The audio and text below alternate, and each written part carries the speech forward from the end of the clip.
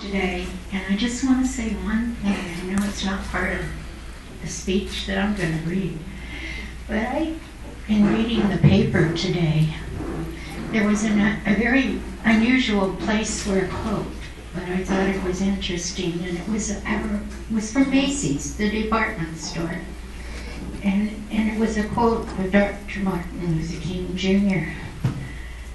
And it said, "Life is not how long you live, but how you live it." And I think that all of us here today are doing this. So thank you.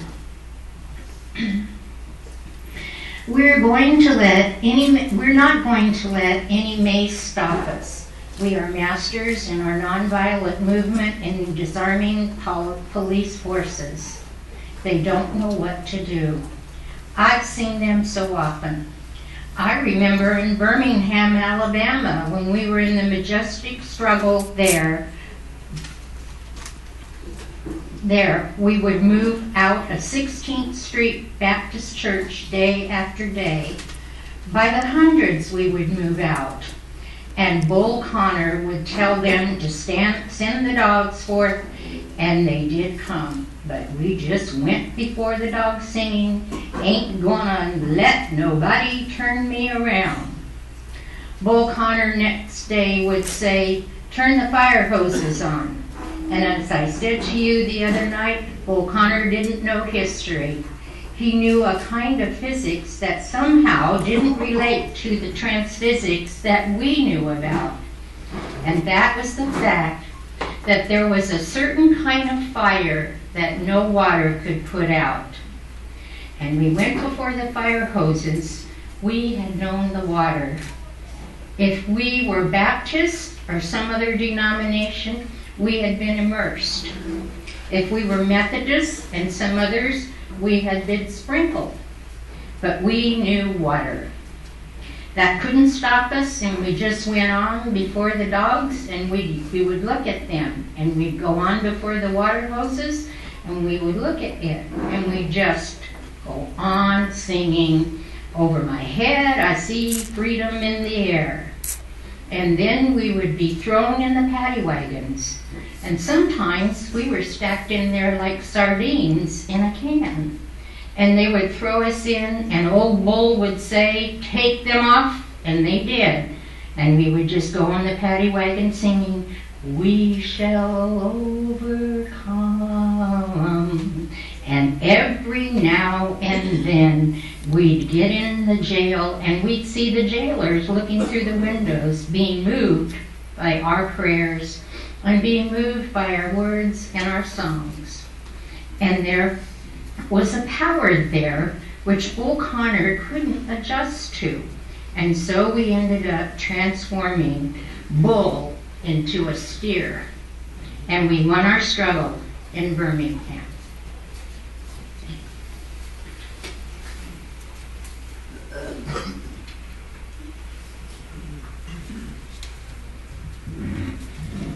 We need all of you.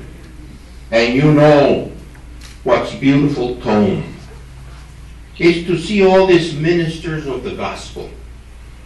It's a marvelous picture.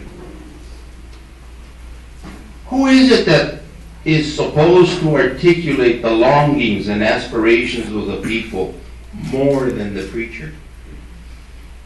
Somehow the preacher must be an Amos and say, "Let justice roll down like waters and righteousness like a mighty stream." Somehow the preacher must say with Jesus, "The Spirit of the Lord is upon me, because he hath anointed me with the problems of the poor." It's all right to talk about long white robes over yonder in all its symbolism. But ultimately people want some suits and dresses and shoes to wear down here. It's all right to talk about streets flowing with milk and honey.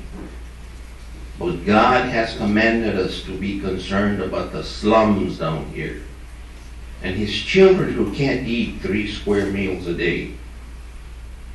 It's all right to talk about the New Jerusalem, but one day God's preachers must talk about the New York, the New Atlanta, the New Philadelphia, the New Los Angeles, and the New Memphis, Tennessee. This is what we have to do.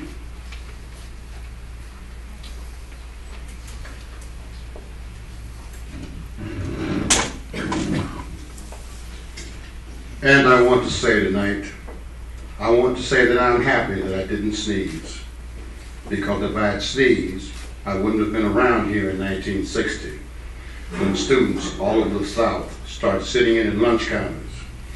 And I knew, as they were sitting in, they were really standing up for the best of the American dream and taking the whole nation back to those great wells of democracy which were dug deep by the Founding Fathers in the Declaration of Independence and the Constitution.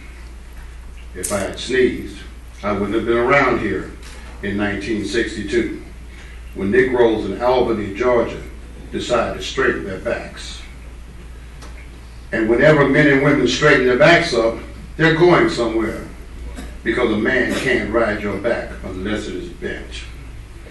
If I had sneezed, I wouldn't have been here in 1963, when the black people of Birmingham, Alabama aroused the conscience of this nation and brought into being the Civil Rights Bill.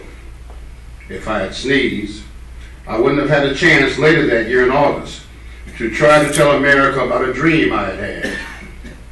If I had sneezed, I wouldn't have been down in Selma, Alabama, been in Memphis, to see the community rally around those brothers and sisters who were suffering.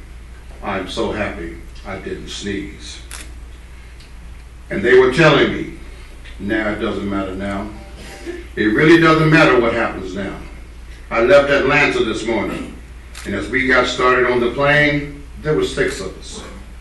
The pilot said over the public address system, "We are sorry for the delay, but we have Dr. Martin Luther King on the plane, and to be sure that all the bags were checked, and to be sure that nothing will be wrong with the plane, we had to check out everything carefully. And we've had the plane protected and guarded all night." And then I got to Memphis, and some began to say the threats, or talk about the threats that were out, what would happen to me from some of our sick white brothers. Well, I don't know what will happen now. We've got some difficult days ahead. But it doesn't matter with me now, because I've been to the mountaintop and I don't mind. Like anybody, I would like to live a long life. Longevity has its place. But I'm not concerned about that now. I just want to do God's will. And He's allowed me to go to the mountaintop, and I've looked over, and I've seen the promised land. I may not get there with you, but I want you to know tonight that we as a people will get to the promised land. And I'm happy tonight. I'm not worried about anything. I don't fear any man. Mine eyes have seen the glory of the coming of the Lord. Dr. Martin Luther King Jr., April 3rd, 1968.